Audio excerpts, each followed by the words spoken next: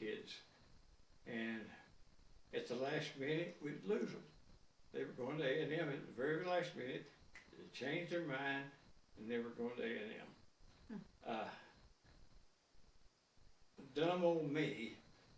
I tell my coaches, if you can prove it, we'll turn them in, so forth.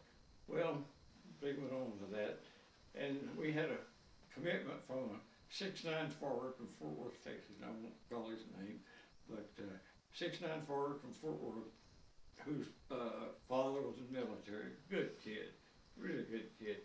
But when I go up to sign him, I'm involved now. I go up to sign him, and the next day he signed the next morning early with A&M.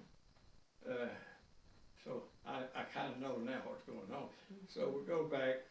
The second week of school, he drives this new vehicle over to Austin, to our campus, and shows our kids what the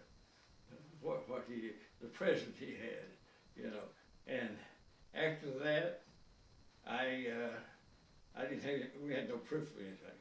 But after that, they came to me with less egregious, but some proof that two of the A&M players who they were recruiting out of Houston did in fact receive money and television and a lot of other stuff. And so I did, in fact, I didn't think it would get as far as it did. I should never, ever handle it the way I did, because I didn't tell anybody except I didn't write a little letter to the Southwest Conference telling them I was to check this, that. They made a big deal out of it, but I didn't even talk to Coach Rawl about it. And I didn't talk to anybody. I just did it because I said it would, but I didn't expect it to be big. And then it got out in the Southwest Conference that somebody had turned somebody in.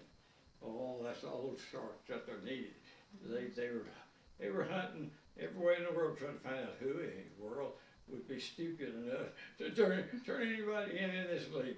Well, it turned out that I was the one, and they put it out that I was the one that turned them in, and I got sued for $5 million. You know, I've got $5 million behind every rock in the back. They knew I didn't have any money, so they sued the University of Texas, and they sued me in the Southwest Conference. And Joe Jamel, who's a big-time lawyer in Houston, Coach Rawl got him as our lawyer.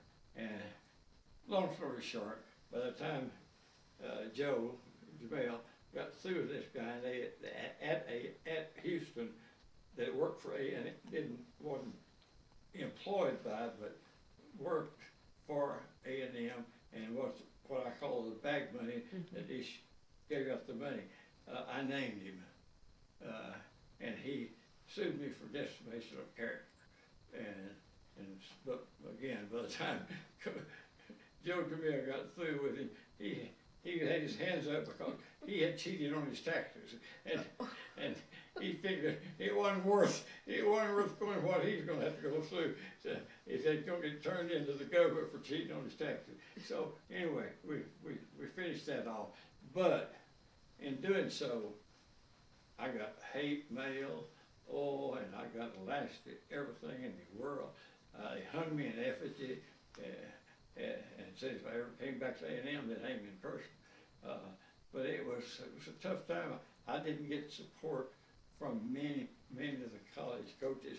They was afraid to, because everybody kind of took the side of, and it's hard not to understand this.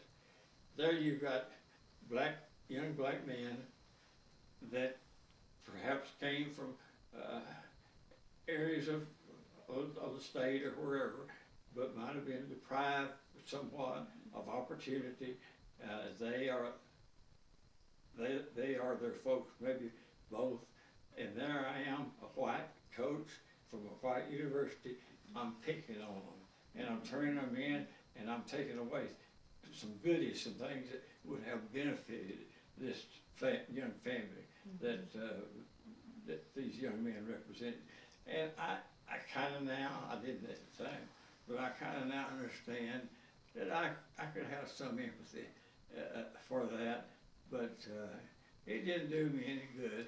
And I knew that if I continued to coach, I wouldn't be able to recruit any black kids because I'd get worn out with being racist and so forth. And I can understand that point of view.